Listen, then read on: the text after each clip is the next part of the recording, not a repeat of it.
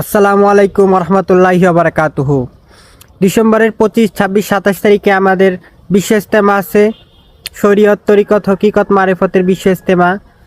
আপনারা সকলে আমন্ত্রিত এই বিশ্ব ইজতেমায়। জাতি, ধর্ম, বর্ণ নির্বিশেষে আসুন, আমরা এই বিশ্ব ইজতেমার চিত্র দেখি প্যান্ডেলটা কিভাবে সাজানো হয়েছে। বিশ্ব ইজতেমার আহ্বায়ক আল্লামা ডক্টর মোহাম্মদ মঞ্জুরুল ইসলাম সিদ্দিকী সাহেব, শায়েখ তালিম ইসলাম, মানিকগঞ্জ। 2010 সাল থেকে আমাদের বিশ্ব ইজতেমা পরিচালিত হয়ে আসতেছে। একচ্ছত্রভাবে শায়ক এটা পরিচালনা করে আসতেছেন। আমরা কোনো রাজনৈতিক দলের সাথে সম্পৃক্ত নই। আমাদের ইজতেমা টিভিতে সেইভাবে প্রচার প্রসার করা হয় না, যার কারণে মানুষ এটা সম্পর্কে জানে কম।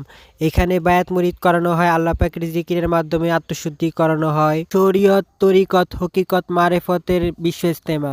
নিজেকে চেনার জন্য, আল্লাহ পাক রাব্বুল আলামিনকে চেনার জন্য এই বিশ্ব ইজতেমায় আপনারা সকলে আমন্ত্রিত। আপনারা ইনশাল্লাহ আসবেন।